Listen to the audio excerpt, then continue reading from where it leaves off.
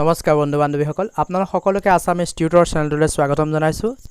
আজি এটা নতুন বিষয়ৰ ওপৰত আলোচনা কৰিবলৈ লৈছো। বিষয়টো হ'ল present continuous tense. Present continuous tense. Present মানে হ'ল বৰ্তমান আৰু কন্টিনিউয়াছ মানে হ'ল চলি থকা। অৰ্থাৎ বৰ্তমানত কোনো এটা কাম বা ঘটনা চলি থকা বা হৈ থকা বুজাবলৈ প্ৰেজেন্ট কন্টিনিউয়াছ টেন্স ব্যৱহাৰ কৰা হয়। কেইটামান উদাহৰণ লওঁ আমি। যেনে লৰাটোৱে পঢ়ি আছে। The boy is reading. ছোৱালীজনী শুই আছে। The girl is sleeping. সেইদৰে সিহঁতে খেলি আছে। They are playing. লৰাটোৱে খাই আছে। The boy is eating. এতিয়া আহক আমি প্ৰেজেন্ট কন্টিনিউয়াছ টেন্সৰ সেন্টেন্স স্ট্ৰাকচাৰ বা বাক্য গঠন সম্পৰ্কে আলোচনা কৰোঁ। প্ৰেজেন্ট কন্টিনিউয়াছ টেন্সৰ বাক্যসমূহ প্ৰথমে সাবজেক্ট প্লাস বি ভাব প্লাস মেইন ভাব প্লাস আইএনজি প্লাস অবজেক্ট এনেধৰণে লিখা হয়। বি ভাব পাঁচটা আছে। গতিকে বি ভাব am is are was were. গতিকে প্ৰেজেন্ট কন্টিনিউয়াছ টেন্সৰ ক্ষেত্ৰত এম ইজ আৰু আৰ ব্যৱহাৰ কৰা হয়। আৰু মেইন ভাৰ্বৰ লগত আইএনজি যোগ কৰাৰ কিছুমান নিয়ম আছে। সেই নিয়মসমূহ মই আগৰটো ভিডিঅ'ত আলোচনা কৰা হৈছে। গতিকে আপোনালোকে মেইন ভাৰ্বৰ লগত কেনেকৈ আইএনজি যোগ কৰা হয় সেই সম্পৰ্কে যদি জানিবলগীয়া হয় মোৰ আগৰ ভিডিঅ'টো মই লিংক মোৰ ডেসক্ৰিপশন বক্সত দিয়া আছে, আপোনালোকে গৈ সেই সম্পৰ্কে চাব পাৰিব। এতিয়া আহক আমি প্ৰেজেন্ট কন্টিনিউয়াছ টেন্সৰ কেইটামান কাৰেক্ট টেন্স সম্পৰ্কে আলোচনা কৰোঁ। প্ৰেজেন্ট কন্টিনিউয়াছ টেন্সৰ কাৰেক্ট টেন্স কৰাৰ আগতে কোনো এটা বাক্য প্ৰেজেন্ট কন্টিনিউয়াছ টেন্সত আছে না সেই সম্পৰ্কে জানি লোৱা আহক। যদি বাক্যটাত নাও, বিজি, ষ্ট্ৰিল তাৰোপৰি যদি কোনো এটা বাক্যটোৰ কোনো এটা খণ্ড ইম্পাৰেটিভ সেন্টেন্স থাকে তেতিয়া যেনে হাৰি up, open da ডোৰ, don't disturb এনেধৰণৰ যদি বাক্য খণ্ড থাকে তাৰোপৰি অৰ্থৰ ওপৰত নিৰ্ভৰ কৰি প্ৰেজেন্ট কন্টিনিউয়াছ টেন্স ব্যৱহাৰ কৰা হয়।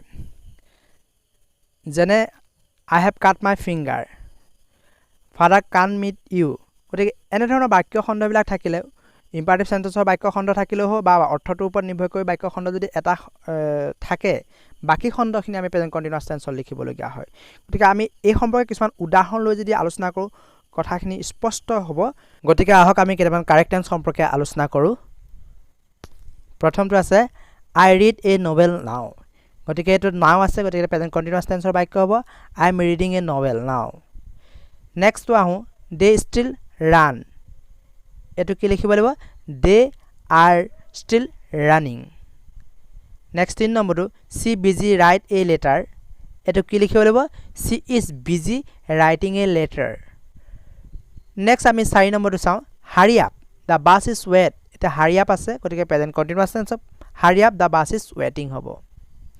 নেক্সট 5 নম্বৰটো চাওঁ the fan move don't touch. গতিকে ডোন্ট টাচ ইট কি হ'ব the fan is moving don't touch it. Don't touch এইটো ইম্পাৰেটিভ সেন্টেন্সৰ বাক্য হয়।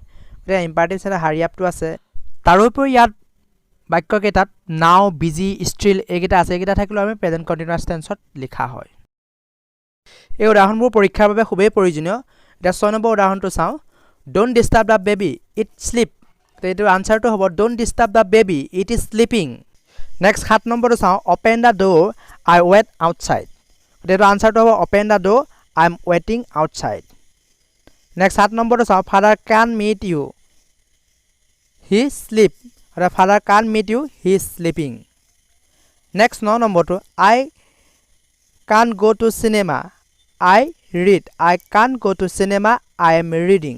নেক্সট 10 নম্বৰটো I have cut my finger it is bleeding. গতিকে দেখা গ'ল যে এই কাৰেক্ট টেন্সসমূহত don't disturb the baby, open the door, father can't meet you, I can go to cinema, I have cut my finger.